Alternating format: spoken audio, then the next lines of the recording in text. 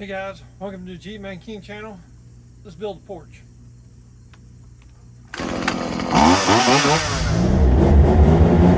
Yeehaw! We are continuing on with the 600 square foot cottage build because now I'm going to be building a little porch for the front door. And if you go to my channel, you'll be able to see all the videos of the 600 square foot down on my playlist. So let's get going. So to get started, right here, I've got a 4x6 that's underneath the deck here, and it's in the ground about 18 inches to 24 inches. And what I've done is I put one of these 6-inch long lag bolts directly down to the middle of it, and we'll put in some 4 other deck screws, kind of help secure it, but this will keep the 6x6 post from blowing away. So we're going to be putting one over here as well, and then up here on the building itself, what I'm going to do is I was going to go ahead and cut in and put some flashing and tuck it up underneath, but I've got some insulation up there and I don't want to be disturbing that. It's that blown in white fiberglass insulation, so I don't want to mess with that, but I'm going to do something different. So just hang tight because I'm going to show you how I'm going to do this, and there's others out there that probably do it some different way, but guess what? My building, my porch. So let's go. So right here, all I'm doing is taking some measurements on the corners here, and I'm just transitioning those measurements to the top side of the deck where those 4x6s are buried in the ground, and I'm just making sure that that's going to line up, because I know that when I built this little deck here that I put them at 8-foot centers. And so now I'm just putting in this bracket here, and I'm putting that 6-inch long lag bolt, which actually goes down into that 4x6 treated. And then I take some regular, I think they're 3.5-inch deck screws, and then I'm screw them in there as well. Here I'm just kind of showing you what I'm doing. I'm just transitioning that 4x6 measurement to the top side so I can center that post bracket right there, and getting it nice and centered up for that to be secured into that 4x6. So it's pretty simple. Just take your time. And here I'm just making sure that those brackets are going to be the same measurement. Should be an 8-foot center to the outside of that. And just making sure one more time that everything is correct and that those measurements are going to be good to go. So there's a lot of ways that you could do this. Right here, what I'm doing is I'm taking out a few of them pole barn metal screws, and I'm attempting to look back behind there to see that bottom edge of the truss. So here I'm kind of peeking behind this pole barn metal to try to locate that truss. And I went ahead and took a pencil and marked it. You're going to have something to kind of wedge that open so you can kind of see in there to find the top and the bottom. And what I want to do is that header board that I put on the outside of the building, I want it to be exactly to the top of that and also to the bottom. I actually got a little light there to kind of peek in there a little bit more, and that way I can make sure that I'm centering it and that everything is going to be located just fine. So there, I'm just putting the pole barn metal screws back in, and went ahead and secured that metal back in place. That way it's ready to go ahead and screw on that header board there. So there where I make the marks on the top and bottom of that truss, all I'm doing here is I'm just making sure that it's going to be level. So I got me a nice 4-foot level, and then I'm just holding it up there to those pencil marks and remarking level all the way across. That way when I put my header board up there, all I have to do is find those marks. And that's going to be the bottom of the header board, is where I'm making this mark here.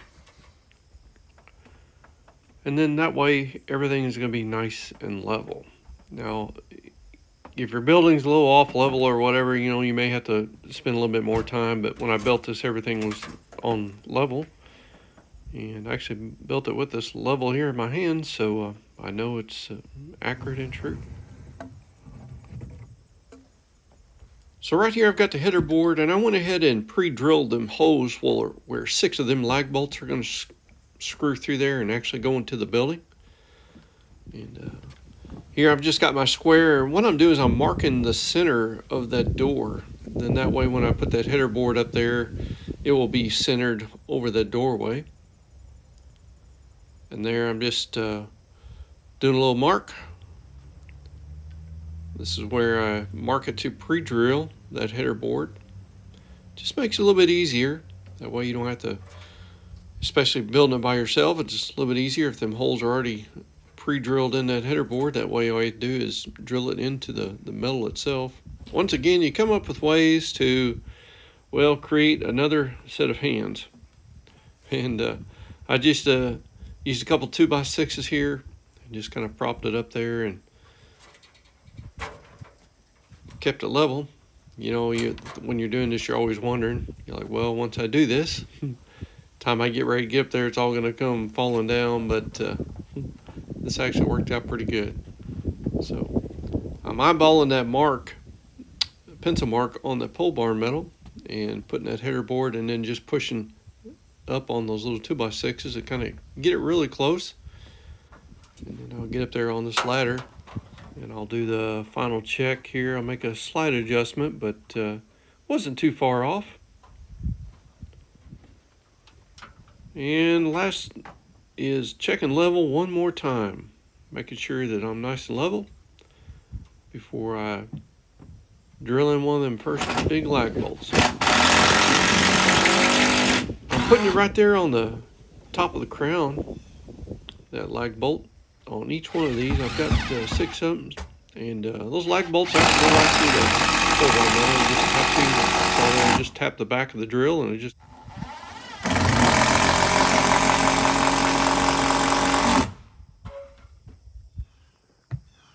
All right, so we've got the, I don't know what you're going to call it, header board, I guess. I'm not a carpenter, but somebody out there put it down in the comments for me. Anyhow, so this is not the end. This is just the beginning here. I ordered a 6-inch corner that's going to go over the top and then down on the back side, and then I'll drill through it. And then before I put this up, I'm going to do a lot of caulk around these bolts.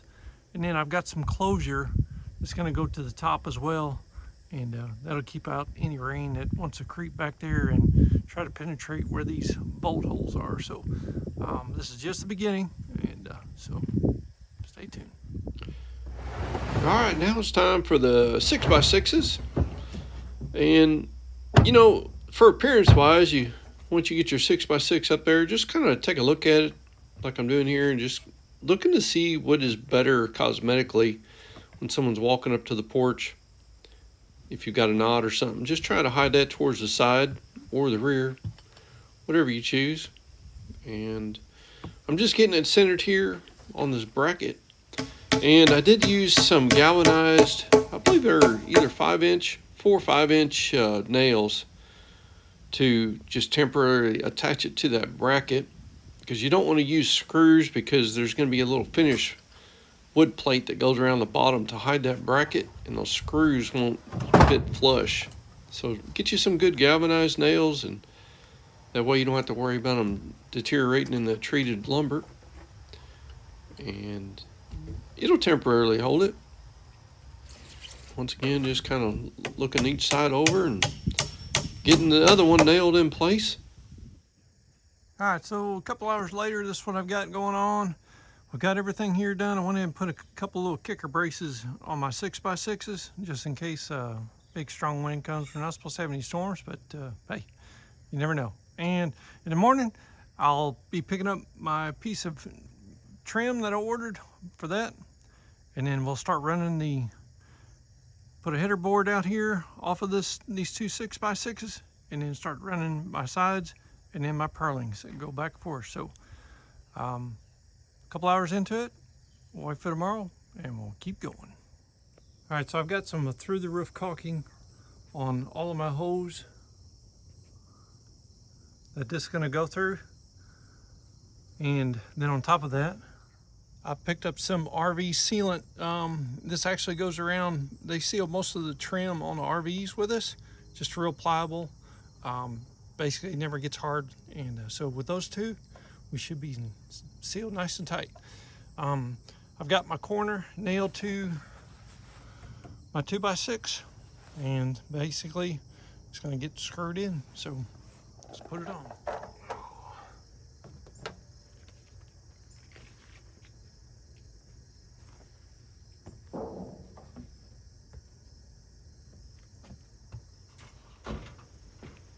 And here, if you've got an extra set of hands, it sure would be helpful. But I'm very gently holding that up there, and I've got it all marked. I'm going to set it on this ladder. Kind of did a pre-measure there, make sure that ladder is in the right spot, so I could just carry that header board up there and set it on that ladder, and it'd be right there level on that line. And because you don't want to smear your caulking around, you just want to make sure that's nice and intact when you start screwing it in place. And I just kind of did one. I didn't tighten it up all the way because I wanted to make sure that I got all of the live bolts started before I went back through and tighten them all up for the last time. But just take your time and you get it all nice and tight. And so far it is turning out pretty good.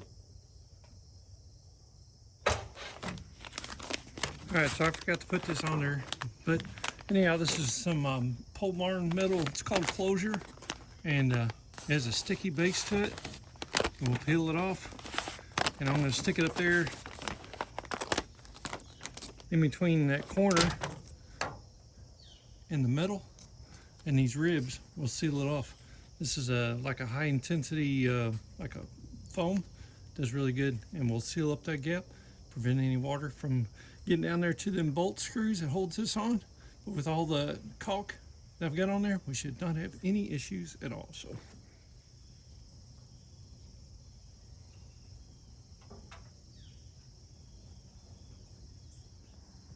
all right, I'll show you what's going on.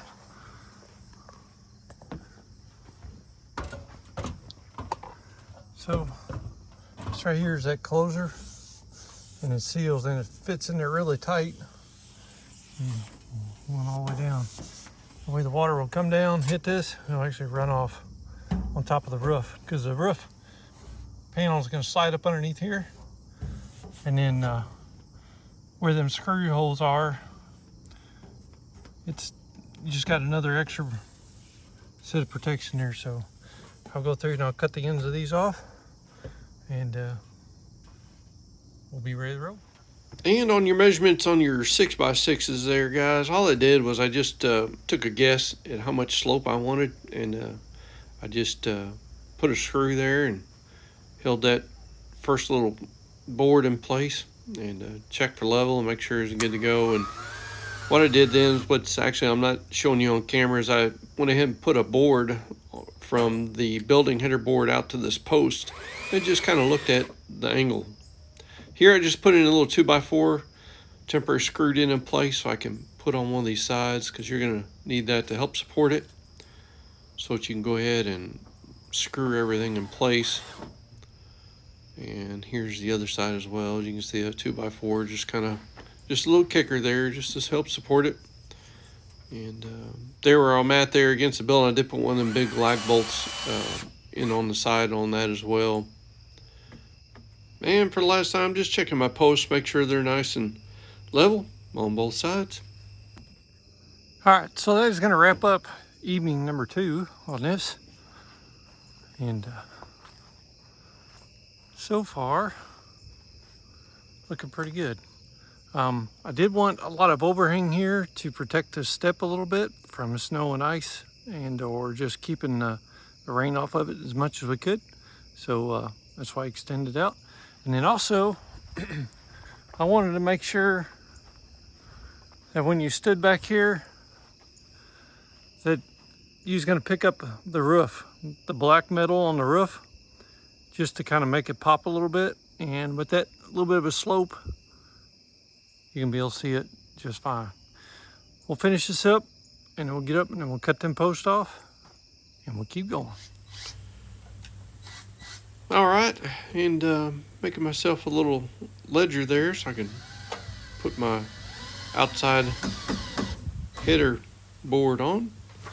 And what you're gonna see here is a mistake. I had to go back and correct that, but I put this board on the inside of that sideboard and screwed it in place, and yep, figured out it was supposed to be to the outside of that board. So it's kind of funny when you make mistakes. You can kind of go back and right there you can see I'm screwing it in. Well, that board's supposed to be to the inside. I'm supposed to be screwing from the outside board to the inside, which you can see there. I finally fixed it on this section here, but just going through and putting my purlins on. I put them right at 2 foot apart on my distance.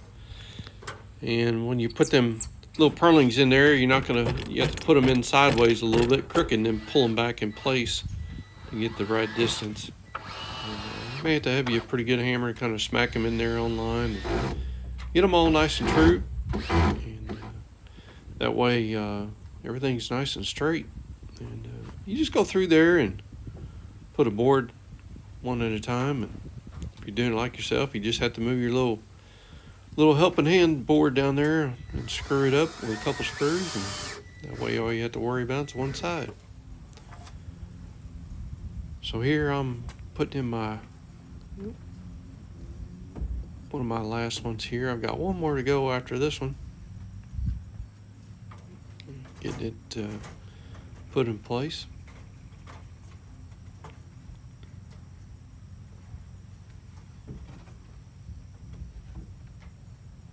And that's a full 8 foot board there. I didn't worry about trimming anything off. Just took the measurements of a standard 8 foot board and built the deck to that measurement. Saved a little bit of time.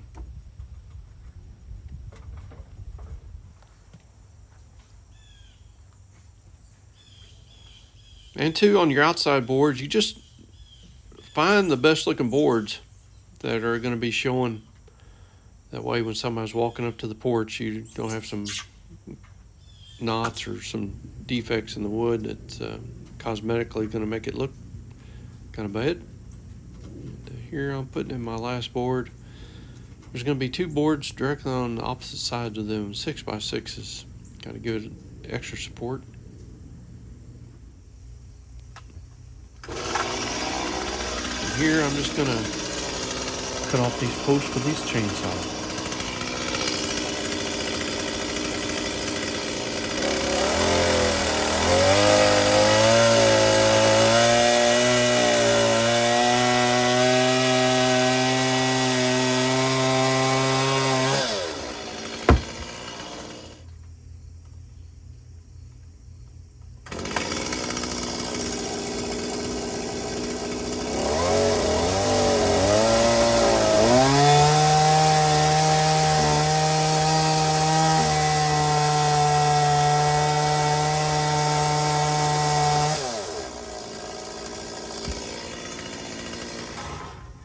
And here I've got my 1.5 inch black drip edge.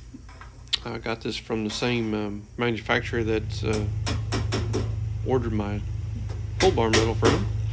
And I've used some 1 or 1.5 inch roofing nails here. Just kind of get that nailed in place on the outside edges. That way when you got your pole barn metal, you can slide it up on there and your drip edge is all in place.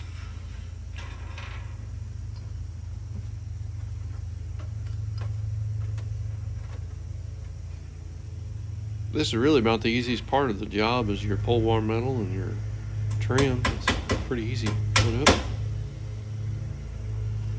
up.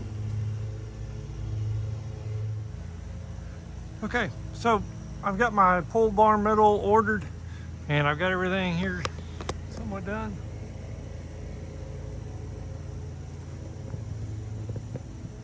Got my drip edge on and it is starting to look kind of neat.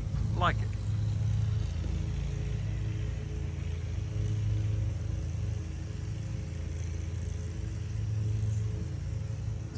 Alright, so it's going to take a couple days for the pole barn metal to come in, but it'll take just a few minutes, put it on there, and man, this little porch will be complete.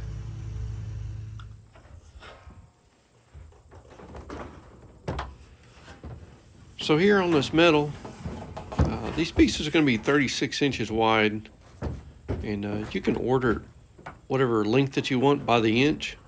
And I can't remember the exact measurement there, but just once you get it built, just figure out how much overhang that you want, and you can order it per inch. And they sell it by a linear foot, so it'll be 3 feet by 1 foot. And you can calculate how much it's going to cost you pretty easily. Now it's going to be about 2.5 pieces of pole bar metal. So this last piece that I'm going to be putting up there, I've got to trim some of that off. And you can do it either way. You can either trim off each side a little bit, or like me, I just put up 2 full sheets and then just cut off the last piece. And I went ahead and when you put that up there, I like to go ahead and screw on one to make sure it's nice and straight. So when you put your second piece on, it's nice and true as well. And then that way, as you make your way across the roof, you know that every piece that you're putting down is going to be nice and true and not moving on you. Here's that short piece I had to cut off. Just work it up underneath that 6-inch corner part that I've got up there next to the building. And then now I'm just went ahead and walked through there and start screwing it down. All right, so this here's what it looks like on top. This is the 6-inch corner that comes down in 90s and goes down. And then this is the closure that gets put in there as well. So when the water comes down, it'll hit this, and I've left this up just a little bit so actually run and come back out this way. So it's got a little bit of an angle to it. So that will help sell it too. And then this is where it actually gets screwed through. I went on top of the rib, right through the rib, in the splat spot, and then that's all sealed as you saw in the video. So anyhow, that right there kind of gives you a look of what it looks like up here where the porch meets the building. All right, everybody, so that right there is gonna be the finished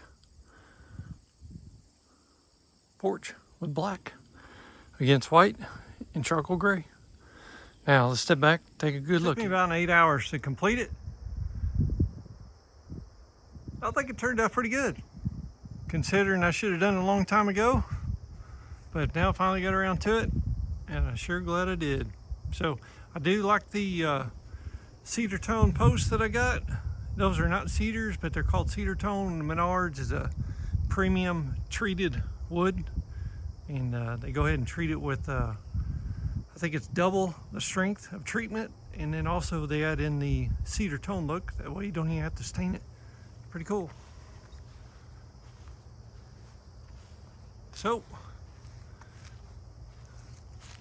that's pretty much it there. Let me show you the underside.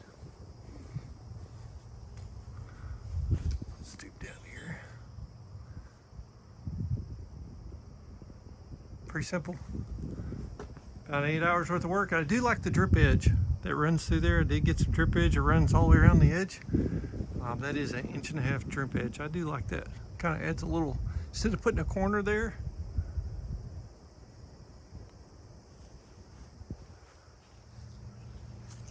looks pretty good. So guys, thanks a lot for checking out the Jeep Man King channel. And all those people that watched my build series on the 600 square foot cottage, they always asked, where's the porch? It needs a porch. You're right. And if you check out, I think it's part 4 of that video series, you'll understand why I didn't put a porch on it, but now I do. So there it is. So it is officially complete. God bless you guys, and we'll see you next time on the Jeep Man King channel. See ya.